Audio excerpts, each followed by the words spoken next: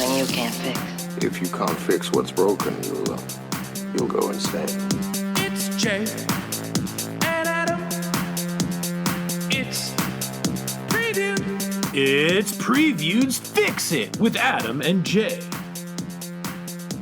Hey, pages! Welcome to Fix It, where friends don't let friends fix pop culture alone. I'm Adam. And I'm Jay. And you're our viewer or our listener. However you're ingesting this podcast, welcome to the show. There are so many ways. There's two ways. There's two of them. There's two ways. Is it through your eyeballs? Or is it through your earballs? Is it through all four of those balls, assuming all four of them are currently in operation? This is our first episode. The strongest of starts. What am I? Jay, what am I? Like, some kind of what am I, like a professional podcast or whatever? What are we like? Nice. What are we like? Nice. What are we like podcasting now? Welcome to Fix It. We're Adam and Jay. You may know us from the wildly runaway train successful reaction channel on YouTube, Previewed. You may know us from our middling to lower successful gaming channel, Previewed Gaming. That's only because we stopped. we don't have time. Well, we don't have time. We also stopped pushing it, and also That is true. Your VODs aren't on there yet. Yeah. So there's a reason why. But my streams are just so of the moment. You gotta be in there. You gotta get in the mix, get in the peach pit of the chat, and just kind of like let it ride. You know. I also stream over That King Bunny on Twitch. Come say hi. Welcome to Fix It. This is our show where Adam and I we take maybe some misfires, maybe some Near misses for sure from pop culture, and we fix it. We're gonna take movies, comic books, television shows, you name it. We're gonna maybe tweak things a little bit. Adam and I both have prepared a presentation, a TED Talk for each other, if you will. Gather around the fire, everyone. The Midnight Society is about to start up. Is that copyrighted? I don't know if we can say that. I don't know. I just said 2 words. I'm not sure. I don't know. We don't claim to be experts. We don't claim to be, professional screenwriters or anything like that. Honest to God, we're not going to be taking into consideration really anything what is actually feasible at the time. Oh, sure. It's just strictly pie in the sky, what we would have liked to have seen. From a storytelling perspective, there are no ad executives. There are no movie executives. There are no producers. There's no line producers. There's no budgetary constraints. There's no, we gotta make as many toys as possible. None of that. It's just, hey, wouldn't it have been cool if the story was this? This didn't work, but maybe if we did this, it'd be so much cooler for these guys. Yeah. And we think that in all likelihood you'd probably be like, oh yeah, that is pretty cool. And I feel like I shouldn't have to say it, but for some reason it's what people say on YouTube now. These are our opinions. If you disagree, that's great. Leave us interact in the comments, or oh sure, if you're on YouTube, I mean, a podcast review would be too long. But if you're on YouTube and you're like, oh, I have an idea, you want to fix our fix? Fix or fix? Holler at a boy. Right in the comments. We ain't precious about this. Well, some things we are precious about. And on Discord. That's a good place to fix Discord. or fix. Discord.gg/preview to come say hi. It's the best community on the internet. Today we're going to be fixing I would say much maligned? Is that? Yes, but now in 2022 of July 2022, we're filming this a couple weeks before the podcast actually starts. Yeah. It's mid-July right now. So 7 months removed, it is less maligned than it was at the beginning of December last year. Interesting. In what way? Well, because Spider-Man No Way Home came out. And kind of remedied a little bit. We're doing Spider-Man 3. Spider-Man 3! That's what we were supposed to be saying before you decided to just critique my language. I'm web-slinging on a tangent, baby. To be fair, I opened that up. Thwip. Come on, Mary Jane, let's go. There he goes. Here he goes. Are you magic now, Jay? I am indeed. Apparently. The only thing in that movie that really doesn't track. Sure. But before we fix Spider-Man 3 today, Adam, how you doing? God, Jay, I'm so tired. Yeah. I'm so tired. Yeah. It is July 15th when we are recording this. 16th. It's July 16th, 2022 when we're recording this. We are Miss Marvel, this final episode was 3 days ago. Yeah. Yeah. And that really much signaled the end of Midsommar-Mageddon Part 1. Part 1. Which we didn't realize that there was going to be a Part 2 until we really did the math on it. Yes. Part 2 is going to be way different than Part 1. For those of you who don't know what Midsommar-Mageddon is that basically every television show that reactors have been reacting to, every really big show has come out in the past month and a half. 7 weeks, yeah. It started with Obi-Wan's episode 1 and 2 and they dropped on the same day. Rude. And then it's been... Your boy was trying to go on vacation and you dropped 2? Basically a sprint from there on until the end of Miss Marvel. Yeah. So... Yeah, because Stranger Things popped off, and then Umbrella Umbrella popped and came on. How did Stranger Things pop up? But what, is that the best show of the year, do you think? As of right now, yes. As much as Netflix has been given so much guff from all of their stock situation and what's going on with their business model and things like that, they've given us some of the best shows of the year. Because I'm still of camp. Arcane is the best thing we've seen this whole year. Oh, okay. Full stop. A calendar year between July here and July. Calendar year. Sure. Yeah, I think Arcane's the best show. Yeah. But they've been given that Stranger Things, some of the best content of the year has come from that platform. So it's Netflix became a punchline a couple of months ago, and I'm it's still the place for some of the best TV we're seeing. So I don't know what to tell you. We're halfway through Umbrella Academy as it stands right now. Sandman comes out in a couple weeks. I have no idea how big that show's going to be. Witcher did great. It did all right. I mean, it's a good show. Oh, it was a good show. Yeah. I don't know. It was more that every episode being basically a feature film definitely affected our ability to get that to the people that wanted to watch that in a time frame in which they wanted to watch it. Yeah, it's kind of what's happening with Umbrella Academy right now. It's it's a show worth doing. Oh, sure. And we're having I feel like we're making great episodes of content on it. I love our bits during it. But it's hard to get it out in a time frame that is even with our new editor Grace. Grace is new to the team specifically because Midsommar-Mageddon, there was too much. I couldn't take it. There was too much to do. And then Stranger Things popped off immediately. We were pretty much right there for but I did not know Stranger Things was going to be as big as it was. This will be fun. But no, it was the thing that has been dominating the summer. Yeah. I mean, people are still running up that hill as it stands right now. Kate Bush's song is number 1 and has been there all summer. Which is insane.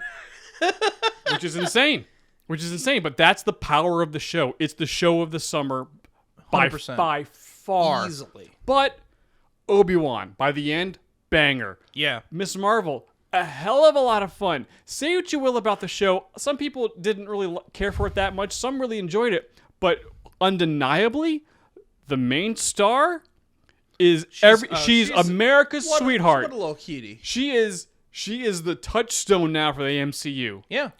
She is one of us. She's in that show. She's I'm having as much fun as you guys are. Granted, I'm in it. I'm working really hard. It's my favorite because it's so meta that her character is a fangirl of the MCU, and that she was already a fangirl of the MCU. You know what I'm saying? That's just stars aligning to a certain degree in a way that really makes me happy. Yeah. Yeah, that's so good. But we did 45 episodes worth of YouTube content over the course of 60 days or so. Nice. What do you like, content creators or something? Maybe. Nice. Let's start a riot and try to murder somebody. Yeah, nice. Nice. Wait, what? Well, I mean, if you're on the basketball team, you gotta start a... Oh, okay. You gotta start a riet and go hunt down vigilante justice, Jay. Yeah. That's how he works in Hawkins. Well, I will say... Vigilante justice. Yeah. They set that up in such a way that, in that scene... that I was like, oh, cool, they're all gonna like hit the town. And then like when the plan's really forming, it's like one guy just like walking his dog and is like, hey, I think they're here. And it's like, what happened to the mob? Did the mob just like go around town for a while and be like, man, we all got work in the morning. You know, I don't really know. Jay, you know how hard it is to keep up a mob of people getting hyped up for vigilante justice night after night? It's hard, man. Yeah, man. I mean, we build hype over here with like, you know, on social media and stuff, but not like that. That's in 86. There wasn't Twitter. It'd be a lot easier to build up the vigilante justice hype on social media. Yeah. You starting to regret this bit, bud? You starting to regret this bit? Just a little bit.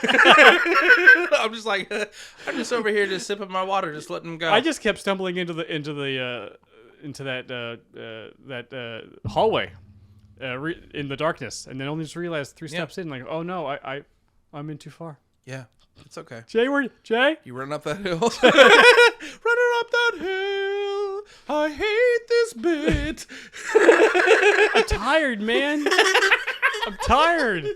It's hot out. I've got 3 cats. Like, I haven't gotten a full night's sleep in a while. We've been busting our butts off to film and edit, and even with Grace's help, it's just been like, it's just putting stuff up. You're kicking butt, dude. Yeah, I'm looking forward. Honestly, I'm tired, but I'm very happy we're finally doing the podcast. Granted, we've done a couple of podcasts, a couple of banked episodes getting us ready for this. We've been doing this. This is like the first, like, hello, hi. This is the first official podcast. We did a couple of test runs that are going to be banked episodes that in the future when we're like, oh no, we need a break. Or something happens like, okay, we can't shoot this week. I think it'll be more that than the... Quite possibly. Like, because, there's going to be like another Squid Game's going to pop up at some point. Out of nowhere. I was like, well, we got to do this because everyone's going gaga over it. For real. Granted, Squid Game Season 2 is coming out in a couple of years anyways. We have a couple more years for it, but yeah, no, I just need a chance to recharge my batteries a little bit. Yeah.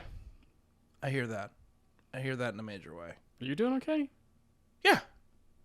Yeah. It's just been a lot, Like, the thing is that, like, streams have been so fun. Like, the shoes and riddles have been really, really silly and fun. And the community has been coming out. And, yeah, honestly, I really don't mean to put, like, a call to action. But, like, hey, if you're looking for internet friends, check out our Discord. We've got a lot of really cool people there. And everyone shows up to my streams, and honestly, they have more fun talking to each other than they do just whatever I'm doing. Yeah, they really do. And it's just really great to see, like, the amount of positivity that, like, the preview community is, like, bringing to the table. Like, it keeps, like, me afloat in a way that has been... Well, it's nice making content for nice people. Yeah. And it is a reminder that we are how fortunate we are that this is, as much as we stress about this and as much as we, like, bust our hump, it is really cool we get to do this. Oh yes. And the amount of support we have gotten has been huge, and thank you. You guys, you're keeping the boat afloat in more ways than one. Mm-hmm. I mean, sometimes, some days this is a job. Some days this is a work. Yeah. Most days it's really fun. Most days it's a hell of a lot of fun. It is really fun explaining to your wife, like, man, I am exhausted. She's like, what did you do today? I'm like, well, we had to watch 2 episodes of Stranger Things, and then people watched me play Kingdom Hearts for 3 hours. I'm pooped. Like, oh man, I had to watch TV and play video games today. Yep. It's so stupid. But it's like, but I'm like, I'm fried. I'm just like frayed rope. Just that's more of an elephant sound than a frayed rope. I don't know what a frayed rope is. Rustle. Yeah. No, those are leaves. That's leaves. Oh, is it? They rustle. Oh, yeah. But yeah, life's good. That's good. Do you want to move on to fixing Spider-Man? Do you want to do the thing? Do you want to do the general conceit of this podcast? I love general conceits. General conceit. That'll be in my body for the rest of. You never even watch How I Met Your Mother, so you don't even get the reference. Cool, man. Do you want to fix Spider-Man 3? Desperately. I think you should go first today. Well, first we got to talk about the movie. I understand. I'm going to transition. You want me to go first? I'm going to get there. Okay. I'm going to get there. Jay, usually you're the co-host. So, Excuse me? Usually you're the co-host. What do you mean I'm the co-host? You have co-host energy. Don't you now? This only works for people on YouTube. He's Jay's running giving up me. that hill. Giving me. I know this hallway I'm walking down is brightly lit. All right, don't. I didn't stumble into this one. I kicked the doors and I'm strutting down this hallway. No. Please go on about how I'm the I'm the flavor. I'm the. You have told me this for years that you are not a host. You're the co-host. Yeah. When our original podcast was everything spawned from co-hosts. Yeah. More normal previewed. You're usually like in a co-host position because I'm the one that talks at the beginning a lot. Yeah. You have told me multiple times that you don't like to be the host. I really you am like to be the co-host. It's just fun. When I get a moment to just write, just pull you up the flagpole. It's just fun. I know. Salute your shorts, Jay. Nickelodeon reference of a show I never watched. Okay, but Spider-Man 3. Spider-Man 3. I don't think... Okay. I'm going to be honest with you. Please. You said in the beginning of the episode that you thought that Into the Spider... Or not... I always call it Into the Spider-Verse. It was the same idea, but... No Way Home, you're saying that No Way Home kind of like retconned that movie into being better. I don't think that's true. Well, not retconned it into being better, but just being able to see Tobey McGuire, 20 plus, Sure. 20-ish years afterwards. But I don't think that's remedy. I don't think that's remedied this movie in any way. It didn't, but it was nice to see him and like, oh, okay, even though that movie was not nearly as good as 1 or 2. No, but he will always be Spider-Man. You're right. To know that he and Mary Jane are still working it out and figuring it out and seem to be happy that Harry's death still haunts him a little bit. Like to see a little bit of an epilogue to Spider-Man 3, just like, oh, okay. Yeah. I mean, it still wasn't the best, but like, well, because if any movie's got a glow up from that movie, it was the Amazing Spider-Man. Spider-Mans. Oh, yes. And that was, in my opinion, that was just, everyone was like, man, maybe he was good as Spider-Man. I was like, I've been saying that for years. For years. The movies themselves weren't very good, but he's still maybe one of the best Spider-Mans we've ever had. Mm-hmm. Like, full stop. Well, to be honest, like, he had the most, like, emotional between Tobey Maguire and Andrew Garfield. Like, he was the one that was more emotionally traumatized from his time as Spider-Man. 100%. That needed to have Spider Bros. Yes. Like, Tom needed Spider Bros right then. Like, he truly needed the bros. Yeah. But, like, Andrew also needed the bros. Yes. Toby was kind of okay. Yeah. But, like... But because he's in his 40s. Yeah. He's cool. He's like, all right. Yeah. He was okay.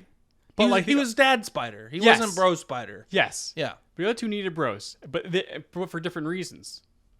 Okay. And Andrew's reason was like really like, yeah, man, everyone loves Tobey Maguire, everyone loves Tom Holland, and your movies, while you are a very good actor, are maligned a little bit because it's like just wasn't that good. And it's not your fault. You're a good actor, but like, and then seeing him. The first one's pretty good. Yeah. The first one is not bad. The second one if they did Electro better, could have worked. Sure. But we're not talking about the Amazing Spider-Man 2. I know, but you just said that thing. I know. You came out swinging being like, maybe it's much not as malign anymore. I was like, I disagree, but we're in the intro. It's like this. You can't just say things out of pocket like that right out the jump because I'm going to hop on it. Okay. But Spider-Man 3, I remember when I first saw Spider-Man 3 in the theaters, it was like the first nerd property that I went that I was like, oh, this is actually not good. Oh, that was the first one? Everything else up until that point, you got to remember, at that point, like we got like what, maybe one X-Men movie? 2? I think we had 2 at that point. And X-Men 1 wasn't perfect, but then they came out swinging with 2, and that movie ruled. Yep. So it was like, we also kind of like would take things as they came a little bit, and we were just happy to have them. Mm-hmm. Yeah, was Daredevil not very good, but like we were happy. I think Daredevil was after that, though. You're right. You're right. But I'm saying, like, we were just happy to have it. But that was the first yeah. one where I was like, you know what? Maybe it would have been better if you didn't do this one. Guys, this one really was like, oh. Well, before we get too further into the weeds of Spider-Man 3 and what was wrong with it, maybe we should learn some more information about the movie itself. I would agree. You know what it's time for then, Jay? It's time for Brian to roll that beautiful bean fun fact footage. Take it away, Brian. Thanks, gentlemen. Happy first episode. I'm producer Brian, and I'm here to lay down those sweet, sweet bean facts week to week. Today, the boys are trying to fix 2007's Spider-Man 3, directed by Sam Raimi and starring Tobey McGuire, Kirsten Dunst, James Franco, Topher Grace, Thomas Hayden Church, Bryce Dallas Howard, J.K. Simmons, and Rosemary Harris. This movie made $849.9 million worldwide. It's the highest grossing film of the Sam Raimi trilogy. Then all sequels were canceled when Raimi and the studio couldn't make it work.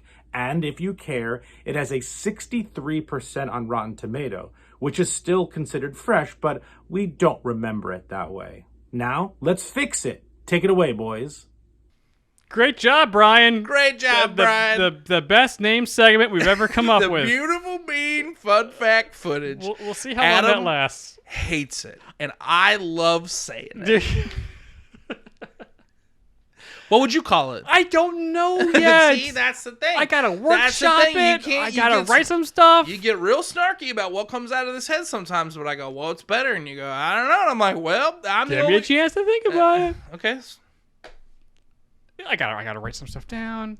Gotta workshop stuff, you know. I gotta get in the room. Gotta get a focus group together. All right.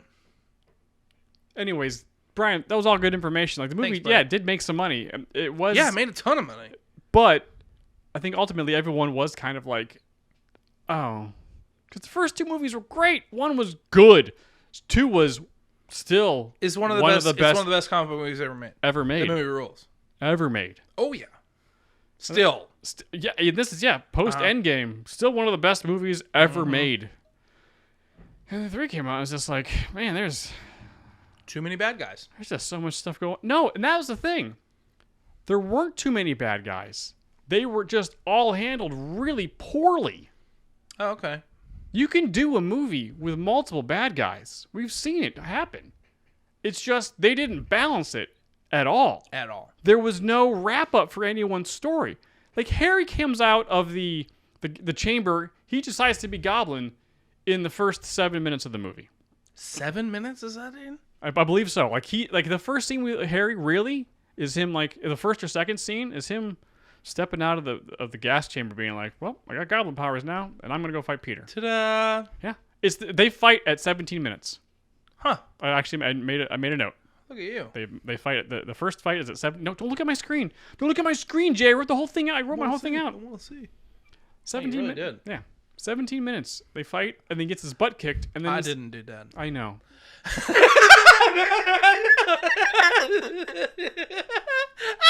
It's all up here, baby. I know. I'm just gonna spin it as it comes out. I know. Just, woo! It's a fun, I'm gonna get. It's a I'm fun gonna little get trick. in front of everybody and the bride and grooms. Like, congratulations, everybody. Now here are my cards. I'm gonna go through my notes. Yeah, and I'm just gonna This riff. is my good speech that I've worked on.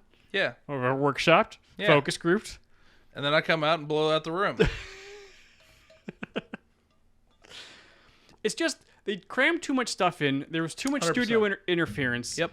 Raimi had a good idea, but like he was shot down by the studio. They wanted Venom, but it makes sense in the snapshot of where we were. Was this the early 2000s? Yeah. But it was like 2005, maybe 4 or 5 when this movie came out. Yeah. Let's just quickly clear some things up because I'm sure you're yelling into the void at home. Spider-Man came out in 2002. Spider-Man 2 came out in 2004. And Spider-Man 3 came out in 2007. Thank you. These have been some more beautiful bean fun facts. So, like, we were not in a time yet where 6 movies was a feasible thing. Oh, for sure. Now trilogies. Now it is, because yeah. Tom Holland just signed another contract for another trilogy. Like, Tom Holland's in. Yeah. Like, he's staying in. So, but like, Did he really? That's what I heard, because everyone was like, after No Way Home, it was like, this is awesome. You just rebooted the whole thing. Like, you did. They really just did. You just squared one. This was amazing. But we're just starting now. This is now. Please tell me he's staying. Please tell me he's staying, because now he needs to meet Kamala and like everybody else, like and be buddies and be best friends. Yeah, like it just like if they're gonna do like a Young Avengers like situation with Kate and Kamala and now Peter, like this is very good, and they all are gonna meet him for the first time. That'd be really cool. Yeah, but like. That wasn't a feasible thing, even though like I think Raimi had like plans for like, oh, we could do another trilogy, but they're like, no man, we gotta make as much money as now. Venom, we gotta give him the thing.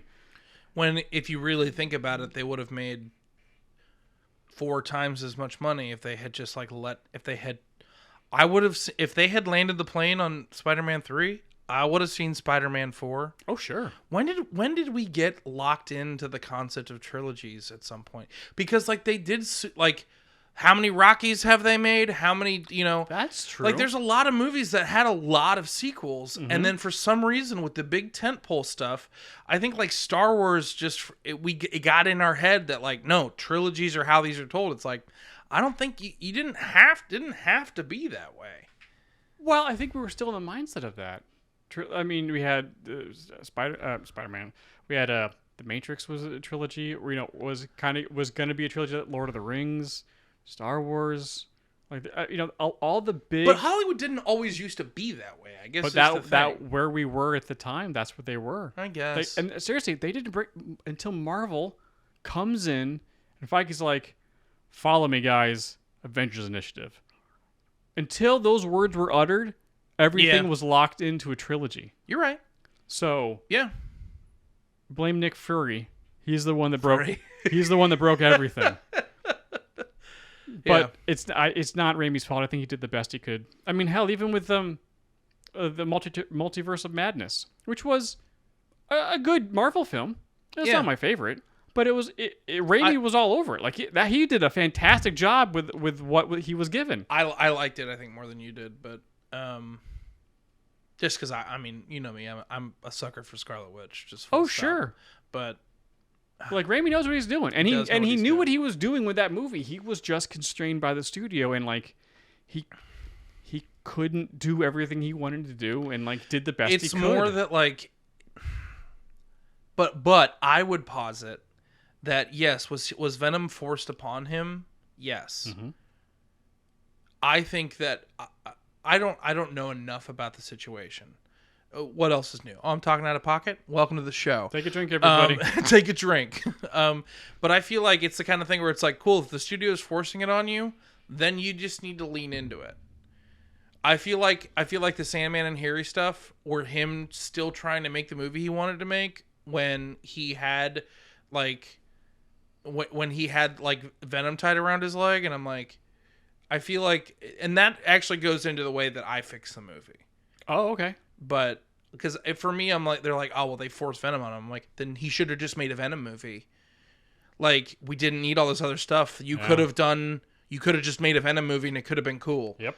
Like, the extraneous stuff, I don't know if that was necessarily forced. So for me, it's like he wanted Sandman. And doing Sandman really did help push the movie industry forward. Like, they came up with a lot of really good computer graphic simulations. That CG, specifically for even that by CG. now standards is pretty good. It's still pretty good. Yeah. But he pushed the envelope forward by having Sandman in the movie. Yeah. Great for, the movie making machine and everything. But like, you're right. Sandman did not need to be in the movie. It should have just been Venom. Yes. And Harry. And Harry. Yeah. And also like trying to tie back Sandman to the events that killed Uncle Ben just did not. No. That didn't work at all. Hey, you know what? The Waynes could them just getting killed by just some random dude. Oh yes, is fine. It doesn't need to be the Joker. Nope, Joe Chill. That's it. It doesn't need to be. Nope. You don't have to tie everything together. Nope. It's interesting when you can, but sometimes, if anything, it just being a random person makes it that much more upsetting. Mm-hmm. I don't know. Well, if you're gonna tie something in like that, it's got to be set up from the But beginning. it's tricky though, because like when things get tied in together in comic books, it's really cool, but it's kind of hard to, sometimes it's hard to see the forest for the trees and like figure out like where is the time to do it and where is the time to not. So I get like, I feel you, people. I feel you out there. Can you touch the screen? Anyways, I'm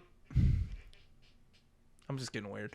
Yes, it's hot. We're We're sweating really a little hot, bit. Man, July. We started to try to do this in July. Hey, welcome to my office, by the way. Welcome to my room. Oh yeah, this is Jay's office. Yeah, welcome to the Oxford comma, or the Oxford comma rather. Hi. She will carve the way. Adam, do you want to fix Spider-Man 3? I will fix Spider-Man 3 first. And here's the general conceit of my fix. Mm-hmm. No Venom.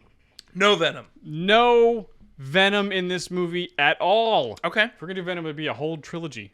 Yes. So no Venom in this You movie. can set up Venom, and then do Venom in the trilogy after the fact. Yep. And then set up Secret War, and then This is not. There's no Venom in this pitch. This is actually a Harry movie. Okay. This is like Infinity War, like it was Thanos' movie starring everybody else. Yes, 100%. This is Harry's story starring everybody else. This is that. Harry's hero journey, Okay. basically. All right. Hit me. So the movie starts out kind of similarly that the original one does, where like everything's fine with Peter and MJ. Okay. Like her career is starting off on Broadway. She's doing fine. Pete's doing okay. Right. Even though these movies have no idea how Broadway actually works. Yeah, Mary like, Jane no does not clue. get fired on the second day No. of her Broadway debut. That doesn't happen. It's just, and then she gets fired and then doesn't know about it until she shows up at the theater. No, That's even doubly like. That's like, That's not how this works at cool, all. I'll see you in court. Like, we have a contract. Yeah, kind of. This is not. It's just not. It's like, how bad was that New York Times review that you got fired? Like, no. No. Yeah, that's at the time, I had not knowing how the industry worked, totally made sense. Oh, sure. But now knowing how kind of things work a little bit, no, that's not. No. Not realistic at There's all. too many moving parts to just fire someone. Like, there's not. That is. Anyways, go on. I'm sorry. So yeah, no, Peter and MJ are fine. Okay. So their relationship is pretty stable for where they were at the end of the second movie. Yeah. For him being a superhero and her being a Broadway actress, you know, all that free time they both have to date. Yeah. Yeah, sure. Sure. Maybe like during the day a little bit when there's no less crime and she's not doing Sure. her call times at 5. Like we got some afternoon dates going on. Nah, she's Like, probably there. It's a new show. She's in her. Never mind. You're right. We don't need to. I'm getting lost in the sauce in a major way. No, it's all right. That's what the podcast is. Also, Harry is also fine. Okay. Harry is the hot young mogul of the city. Oh, like He's it starts with like magazines with him on the cover and stuff, and like He him took doing over interviews. Oscorp, man. Yeah, they're out of college at this point, and he's doing a killer, and he's killing it. he is killing it. He's the darling of the town. He's the talk of the town. Everyone's like, "What's Harry Osborn up to? Osborn's just doing everything amazing. Oh my God, Oscorp is just doing all these really cool things. Oh my Yeah. God, Oscorp. Like it's all coming up Harry." So we basically just start the movie off with a cool action sequence because that's how we do things nowadays. And Shocker is attacking a bank or something. Okay, right? so the character Shocker. Shocker. I thought you were Oh, like, and Shocker. Sorry, keep going. Shocker is attacking a bank or whatever. It's the perfect level of character for an opening fight scene. And he still has not been seen or well represented in a Spider-Man movie yet. I would agree. So Shocker is attacking a bank, let's say, and Peter's got to stop him. Interesting fight scene with a character we have not seen before, with the cool, sonic abilities with his gauntlets and whatever. It's really cool, but of course, Peter stops him. Yeah. As he's going to do. But after the battle scene's over... Wait, is Shocker sonic waves? I thought it was electricity. I think, I think it's Sonic-ish. That could have been, okay. It's not like... there's like Screech or like Shrike. Shriek. Yeah. Shrike? Yeah, that might be a Batman Beyond villain. Shriek is a Batman Beyond villain. I think it's more vibrational things than it is Okay, electricity. that's fine. Again, I'm just... Shocker. Well, I mean, Shocker is more electricity, but I don't know. I'm not sure. But he makes things shake. So Cool. somehow he does it. But after the battle, NYPD shows up. Everyone's like, "Oh yay, Spider-Man! Good job, Spidey! Go get him, Spidey! Go get him, Spidey! You're the best! No problem, guys." He's giving high fives. So it's kind of like Amazing Spider-Man 2 when everyone's like on Team Spidey. 100%. But across the street, high up above, kind of like playing in the corner of a little building, is a drone watching all of this. Oh. And it's like we see the footage of the drone. It pulls out, and we see a guy sitting in a chair. Like, oh, well, that went as expected, Mr. Osborn. And As expected. Interesting. Okay. And in the chair is sitting Spencer Smythe. Okay. He's reporting to Harry Osborn about what just went down. Okay. And so Spencer and... Is it Spencer's? I thought it was Alistair Smythe. That's his son. Oh, okay. Okay. Sorry. Go on. Keep going. I looked this No. I like this. I like this. Yep. So, Harry and Spencer talk about stuff. And it's like, yeah, you know what? Harry's was like, yeah, that was part of the plan. I'm not phased at all. I mean, how do the prototypes work? Well, they work pretty well. Fantastic. That's great. Neat. We'll fix it up in the second generation of it. This is all good. We're just farming data at this point. Mm-hmm. Yeah. And as Harry is talking, and just being an awesome guy, talking on the phone, doing business stuff, we see the Rhino suit and the Scorpion suit just kind of sitting there, being propped up. Oh, cool! Like on their little dummies, their little tubes or whatever. Kind of like that scene from Amazing Spider-Man 2, when it's like, oh, he walks past the hall and it's like, it's the Vulture wings. Oh, it's all this stuff. Like they never got to it. Like no, we're seeing this in like the first 10 minutes of the movie, not the first, Because the kid they hired to be Osborn was the worst actor I've ever.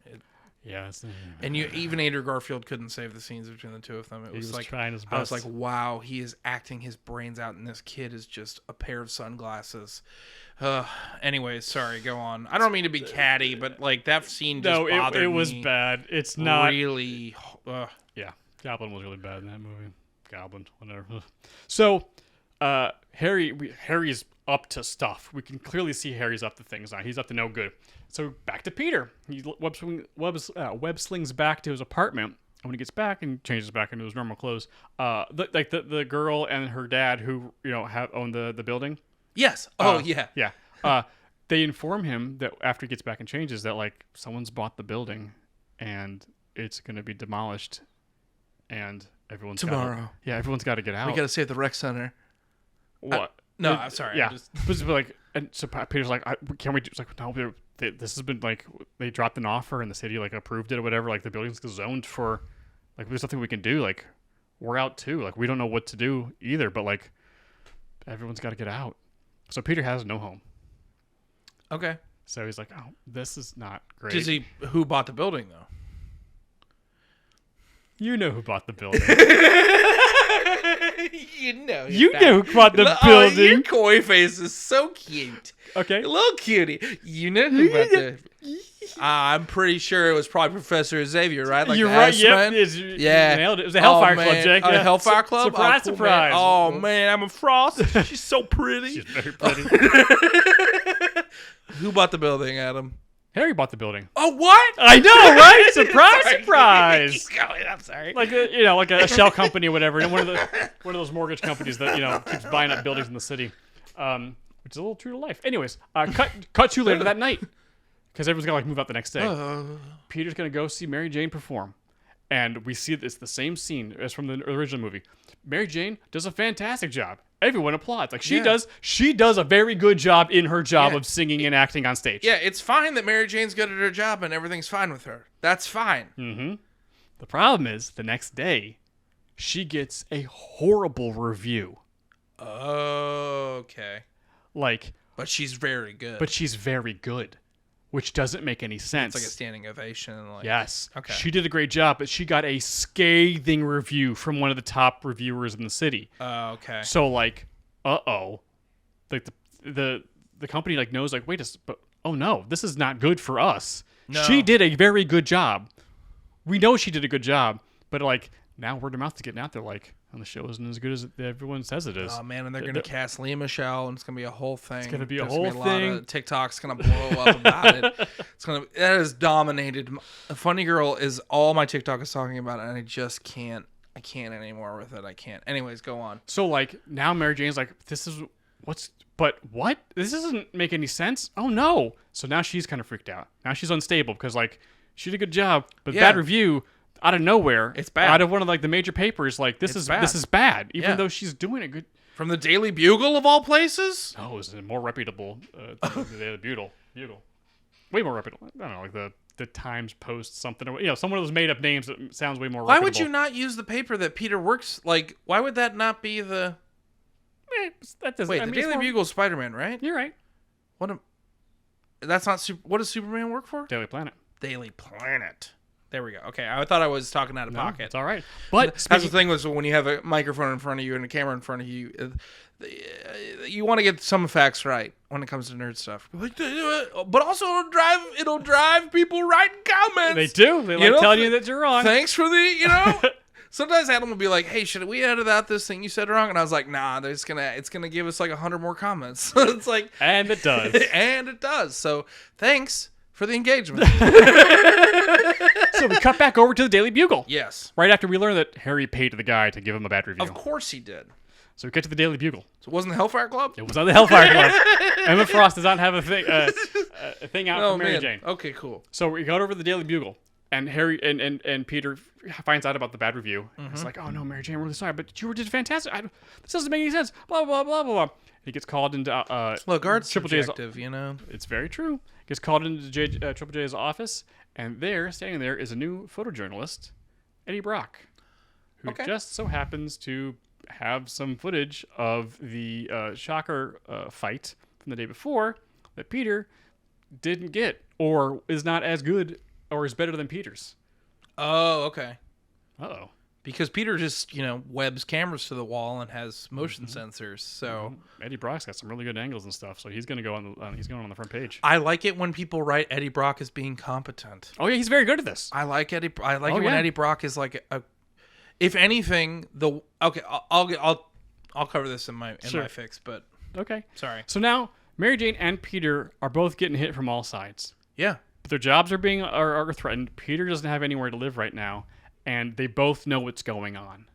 They both reconvene, realize, okay, Harry is literally out to get us. Because Peter told Mary Jane what the situation was. Yeah. That was never covered in the actual movie. They never spoke about what happened. Yeah. And I like the idea of Peter and Mary Jane, having, a heart-to-heart conversation, being what... Them really reeling with this the consequences of what Spider-Man is and what that is going to mean for the future of the two of them in that city and everything. If anything, their relationship never really gets to breathe as much as you would like it to. Yeah, they get the upside down kiss and it's iconic and yada yada yada, but very rarely do you get to see, in those movies, do you see Peter and Mary Jane actually have a relationship. They're in this together because now they're both under attack. 100%. Love it. So now they're what are we going to do? Peter's got to move in with Mary Jane for at the moment because he's I don't have anywhere else to stay right now. But meanwhile, Harry equips Rhino and Scorpion, and they go run amok, and they cause some damage, causing another fight scene with Spider-Man. And the battle is intense and really cool, of course. Yeah. But of course, Peter wins barely, and in doing so, he does pick up a little bit of evidence. Oh wait a second, this part of the suit was made by. Maybe I can track this stuff down. This is the same. I've seen this composite of armor before. Yeah. It gives them the first breadcrumb to start kind of figuring stuff out. Rhino and Scorpion being the next form of the Goblin suit kind of vibe. Mm-hmm. Yeah, I like that. So after the fight's done across the street, again, another drone is watching everything. And as we pull back out and we see that Spencer Smythe and Harry are talking about stuff. And Harry's a little disappointed this time. He thought they'd do a little bit better. But, they were kind of thrown to the wolves. He's not surprised they lost, but they thought he'd do a little bit better. But also in the background, we hear that Rhino is stuck in the suit. They pull Max out of it. Yeah. But Rhino can't get out of it. He is freaking out. They can't pull this thing off of him. But that's all in the background. Okay. Just in the footage. So everything is still coming up Harry, though, because now the trends are starting to continue of wait a second, a lot of damage being caused as Spider-Man's fighting these villains right now. A bank got hit a couple days ago. Now this, this, I don't know, a supermarket, something. There was more damage being piled up. These villains are coming out of the woodwork. There's it's left and right. is Spider-Man a little bit more of a menace than he is, like, things were good, but, like, Yeah. crime's kind of on the uptick a little bit, and, like, there's a lot of damage going on, and, of course, Harry is kind of helping the story kind of get out there He's and greasing those wheels a little bit. But now that, like, everything's kind of going bad for Peter and Mary Jane, and Harry didn't quite get what he wanted out of they didn't succeed as much as he wanted them to. Yeah. He finally realizes, like, you know what? I gotta take the Goblin Serum. I gotta now. It's time. Now it's time. And he has this really cool scene that he did not get in the movie of actually, like, talking to his mirror self, kind of having a little bit of a break, like, having his dad talk to him and talk him into it. Like, he just does it in the movie. This time we actually see him make the decision. I like the idea of, like, of them working on that suit and him being like, well, I want to use this suit, and Smythe being like, you're not going to be strong enough. Like, he's like, we can't even get Rhino out of his, like, maybe this, like, no one's strong enough. That's a good idea. To make this work. And Harry's like, I think I have just the thing. Mm-hmm. Like, there needs to be one little marble that kind of starts rolling downhill to, like, get to that point. But I like that a lot. So we see Harry get out of the chamber, and then we see him, like, suit up, but, like, 80s action style. Like, we see him, like, pulling stuff together, but we don't see the full suit, but, like, parts of it are coming together.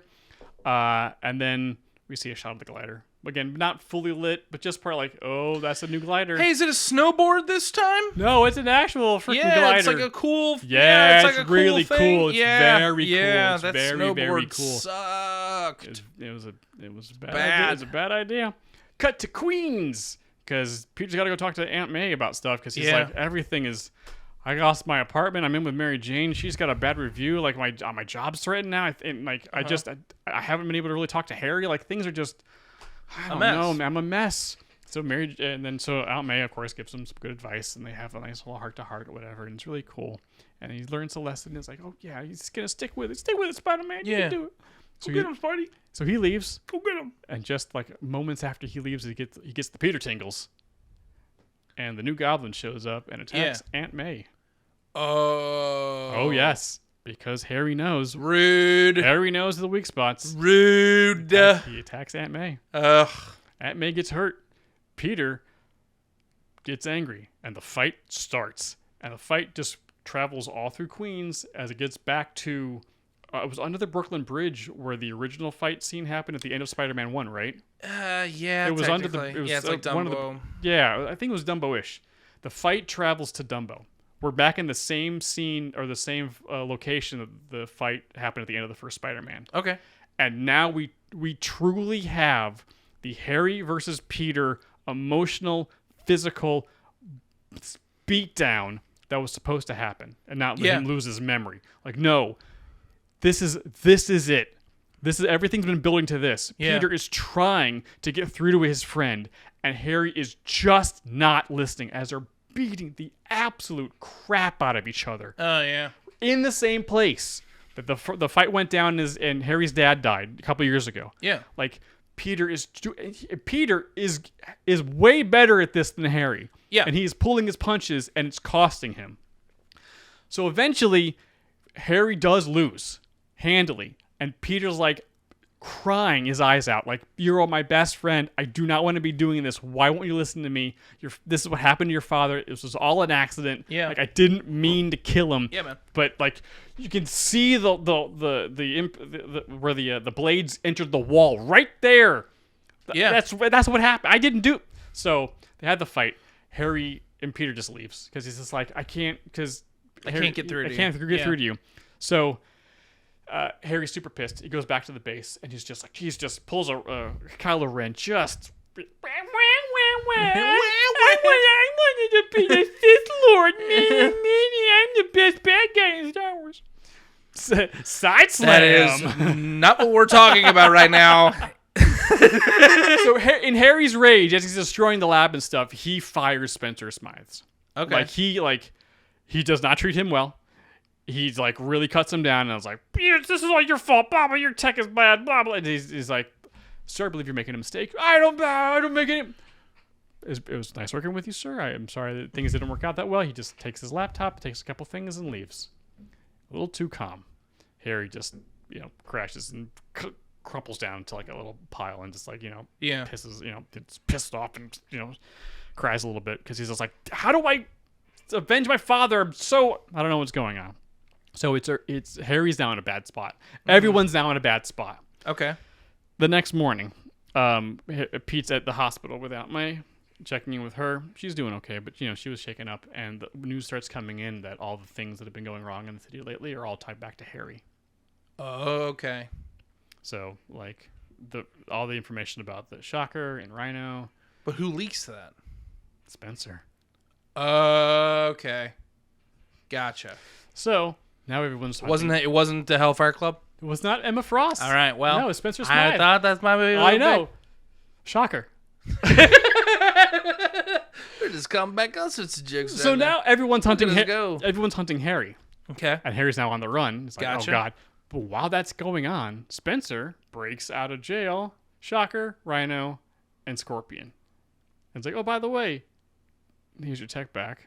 And I used the data and fixed him up a little bit. So now everyone's hunting Harry. And now the three villains that he started, earlier in the week are now also hunting him. So now the city's like in chaos because the cops are after Harry. The villains are after Harry. Spencer's after Harry. Peter's after Harry because I'm trying to now save my friend from everybody. Yeah. Kind of a Winter Soldier situation. Yeah, totally.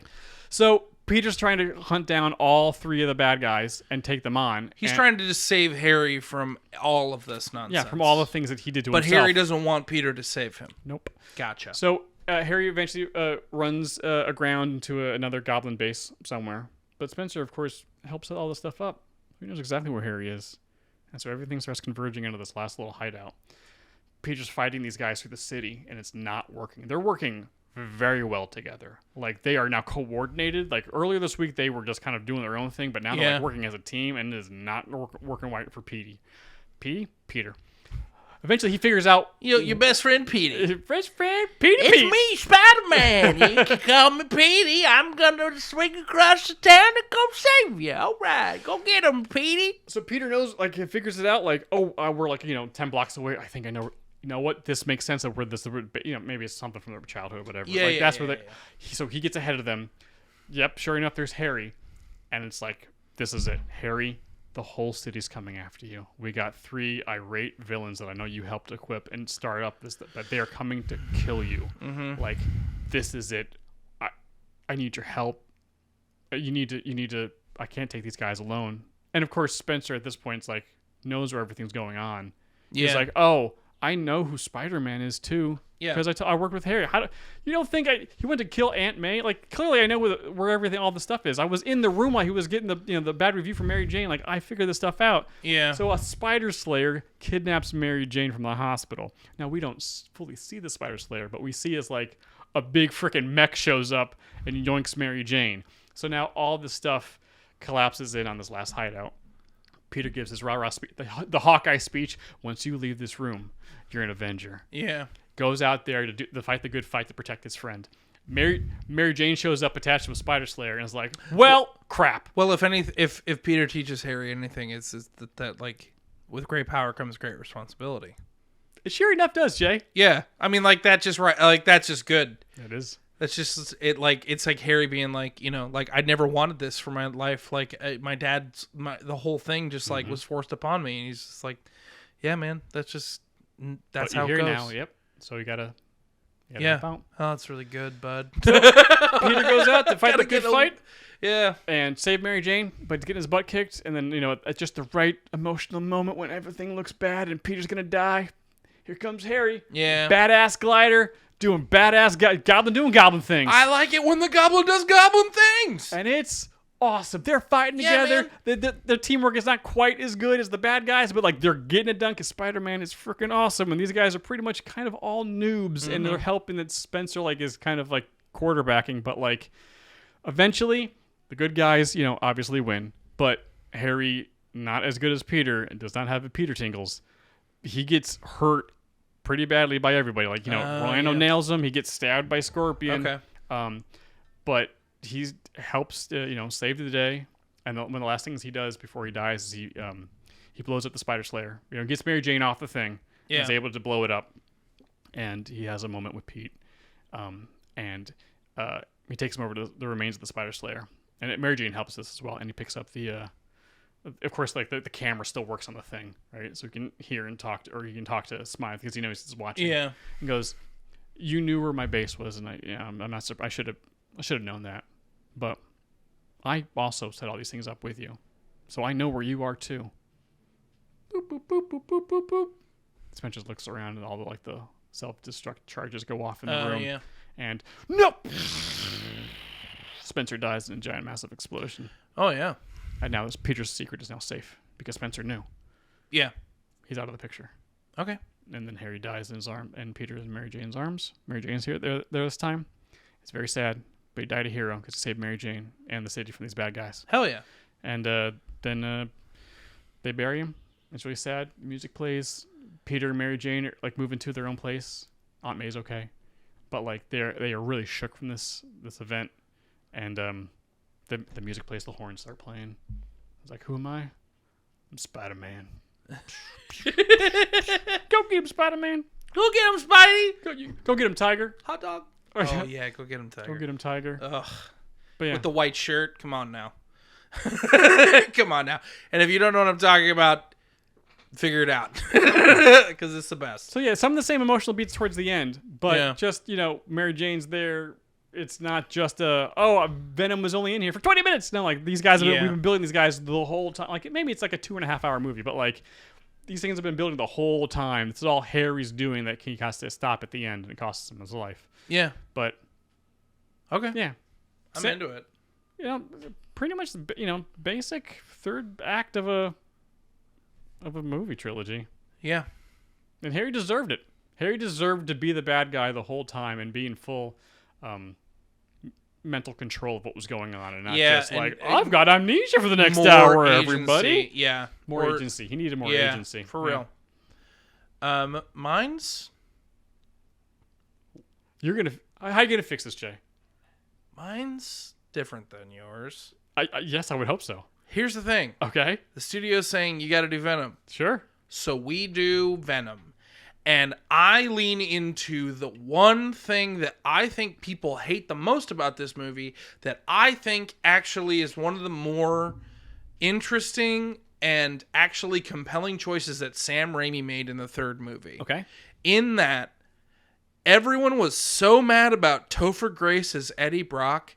When you have Tobey McGuire, I think casting Topher Grace as Eddie Brock as a complete foil to him is actually genius. Yes, it's very good. I think it's very, very good. I think he was very good as Eddie Brock. He I was. just think the movie itself just didn't work. So I am leaning into Eddie Brock as Peter Parker foil. Yes. Full stop.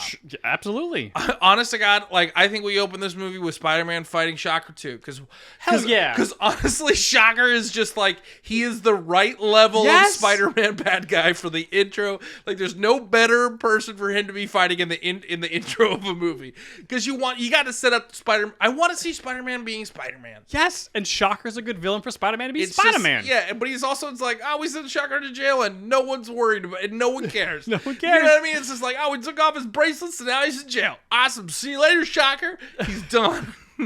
I like the idea that Peter Parker, for this third movie, I am setting up a much more, I like grad school Peter Parker. Okay, yeah. Grad school Peter Parker is where I'm at, and he's still broke. He's still like living in the crappy apartment. Yeah. But he is a scientist first. He's going to grad school to be a scientist, but he's also taking pictures just to keep the lights on. Absolutely, yeah. So he's selling his Spider-Man pictures, but he's going to school. We can have Doc Connors as like a larger. I always like that dynamic. Yeah. I almost sometimes think making him the Lizard and making him a villain was kind of I was like, can he just have Stay in a mentor role? Can he just be a scientist that we all like? Why does it need to be a lizard thing? Like, why do we need... I don't know. Science run amok, Jay. But I like the idea. So we have college-age Peter Parker who is selling pictures to... The Bugle. to the Bugle. I almost said Daily Planet. What's wrong I with got you. me? I got you. I got it in my own head, and then now I asked for the other option, and now my brain is giving me the other option. I wouldn't have had it if I. Anyways, I'm getting in my own way. What a shocker. So we have college age Peter Parker selling photos, but it comes to and he is trying to maintain his relationships with Mary Jane and with Harry. Sure. And the beginning of the movie, it is very clear that Harry and Peter are becoming closer friends again. Okay. Even though that we know as an audience what Harry knows about Peter. And I like the idea of very early on, them having coffee together and talking about stuff.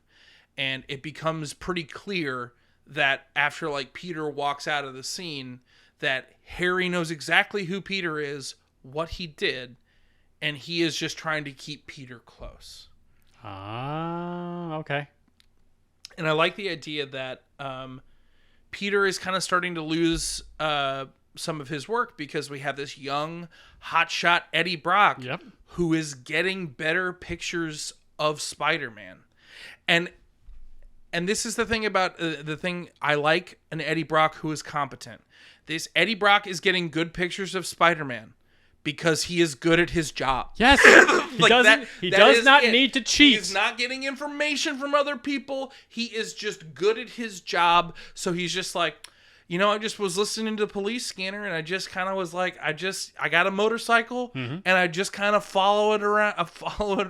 Whatever the trouble is, I follow it around town, and he showed up and he gets an incredible shot of Spider-Man that is front page. It's the kind of thing where even Jameson was I'm gonna put this framed in my office. This is the best picture of Spider-Man. That kind of thing. It was what'd you get today, Peter? Oh, this is terrible. Basically Peter is losing out on work because of Eddie Brock.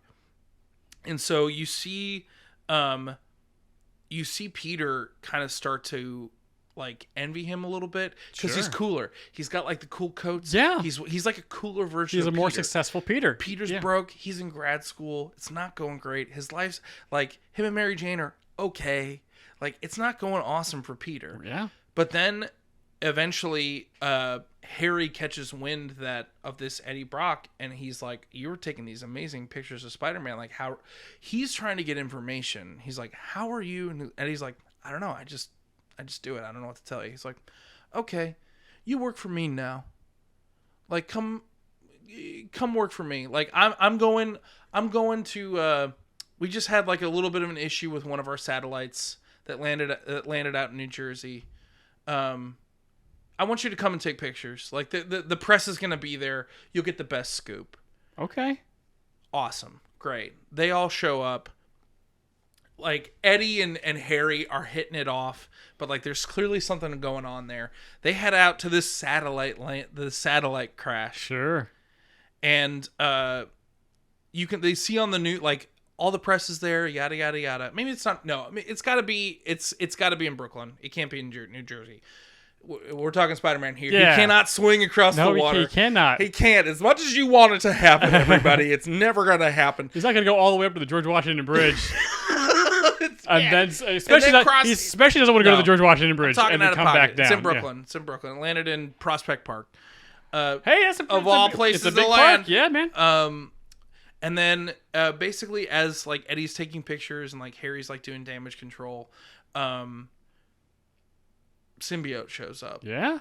Just wraps itself around one of the cameramen at the stuff starts going haywire. Sure. And it's live on the news. Peter sees it, shows up as Spider-Man. Mm-hmm. I like the idea of the symbiote showing up and Peter basically having to fight it as it's jumping from body to body, and he is having to web them up in a way that they can't move, and he doesn't want to kill anybody. Yeah. But it's webbed to it's basically jumping from human to human. The Venom movie. It jumped from host to host trying to find somebody who's compatible. Not as nefarious and not that people are going to die, but just he's jumping host to host. Yeah. And the whole time Eddie's getting shots of this, and Harry is just oh no. but also maybe this is the thing. Okay. Like, you can see him kind of assessing, like, it's like a Wonka, like, oh no, please, please, Please, no. don't come back. Stop.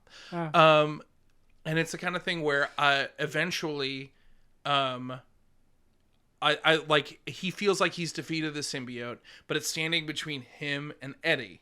It's like right in the middle between the two of them, and Spider-Man Peter is just like, I'm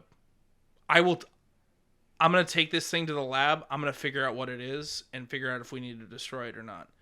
And he's like, I mean, do what you want, dude. Like, but like, I'm gonna let everyone know that you have this thing.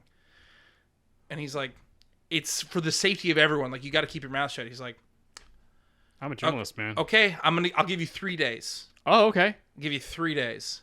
And like, basically, like, it chooses Peter, it infects him, and it's the kind of thing where, like, it takes him over, and he's like, all right, like, I got to get out of here to save everyone else. And meanwhile, like, all the reporters are like, just like webbed up. Yeah.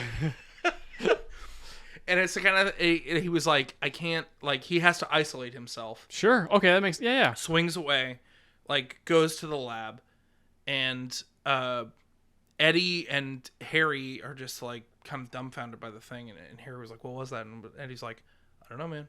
I don't know. Like, I told him, like, he made a promise, basically. Sure. Because, like, they've had a relationship up to this point, and Harry takes to the lab, talks to Doc Connors about it, and I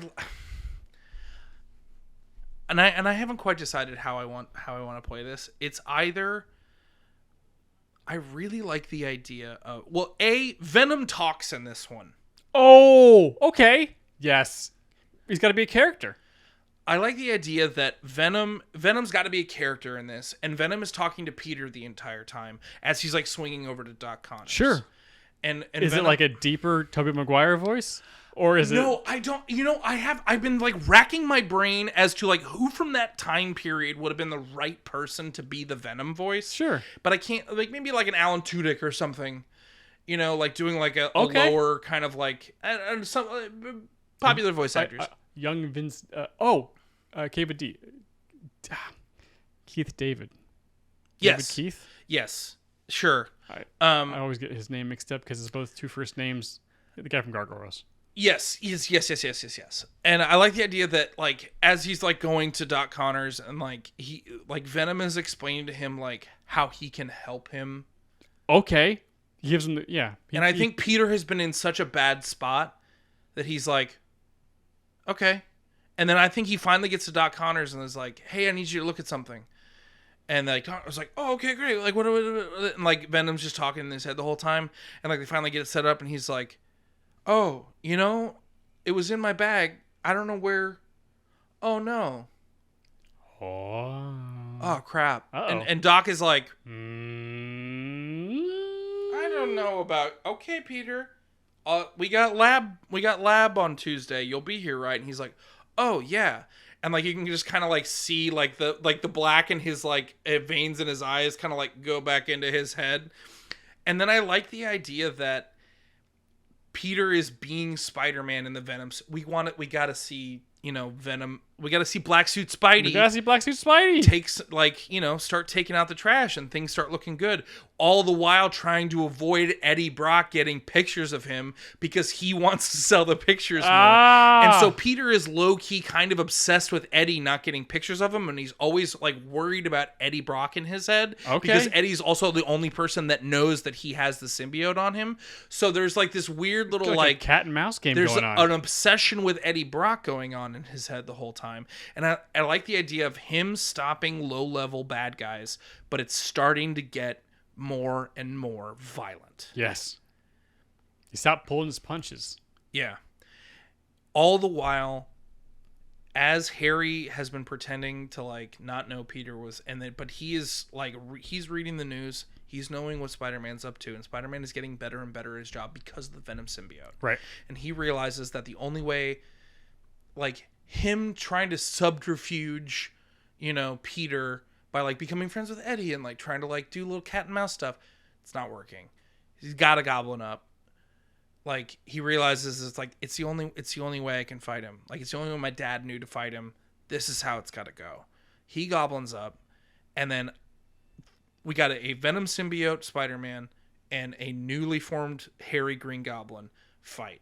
And it gets to a point where Peter takes out the trash with Harry. Black Suit Spider-Man is like bodying, and it gets to a point where he is like, he's got him over a building, and he's just like, and it's, you can just see the Venom just like coming off of him, just... Okay. And it's finally like, and it's the kind of thing where I loved in the Venom movies where the head, like the Venom head would come out. Yeah. And be talking to him. Yeah. Because he's a character. Yeah. And he's about to just like straight murder Harry. And he's just like, I always knew you were the villain. Like, I always knew you were exactly what I thought you were. Like, you're the man who killed my father. Like, you're not a hero. You're a villain. And like, but then all the while Harry is saying this, like he's also talking, which I don't think Harry sees. I think it's just kind of like a mental, it's like a mental projection for us to see the conversation. Yeah, it's just for the viewers. But him like being like, Harry's right. Like this is not me. This is not who I am. This is not like, this is not it. And Venom. Like they have like a little bit of a struggle, a little bit of a fight.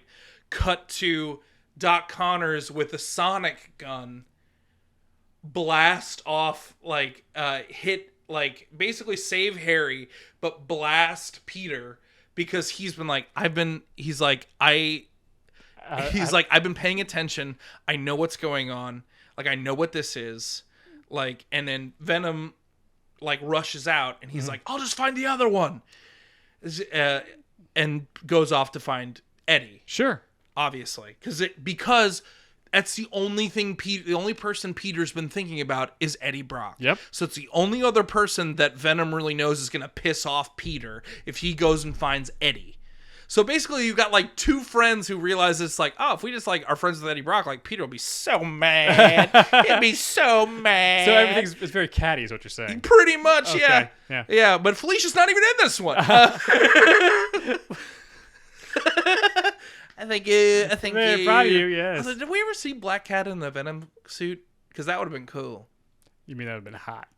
I mean that too. Anyways. So, like, basically, Doc Connors kind of fills in the two of them, like, what they've been dealing with. And it's basically, like, it facts tracks to a point where, like, Harry and Peter obviously need to have, like, their come-to-Jesus moment. Sure. And Peter's obviously, like, upset, like, you took, like, this stuff killed your dad. Like, why would you take this? And, like, them trying to remedy, like, what that is. And Harry has a breakdown. And it's just like, I don't know if I have anyone in my life. It's like, Peter's like, I've always been here.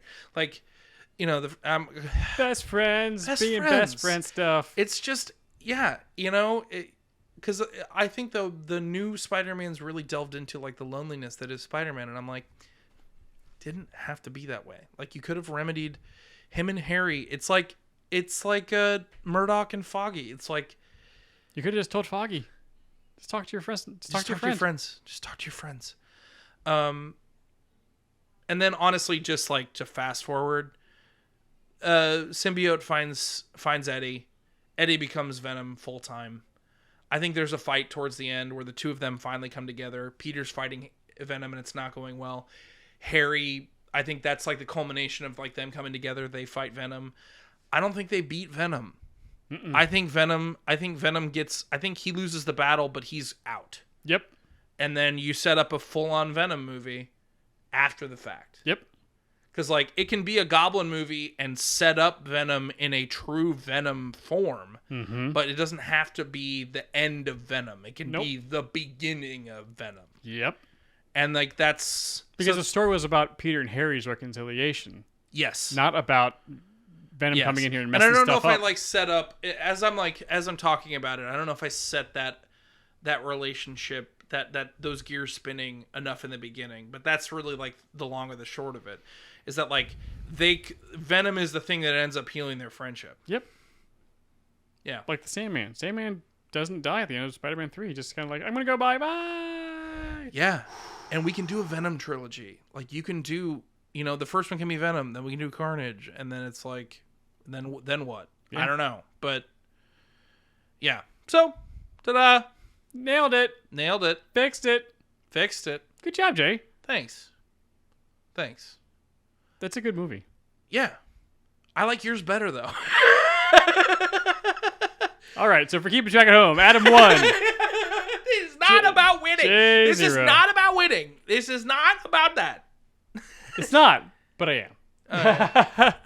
Yeah, so we fixed it. Hey, this is our first episode. Thank you guys for being here. Thank you guys for listening. Thank you guys for watching.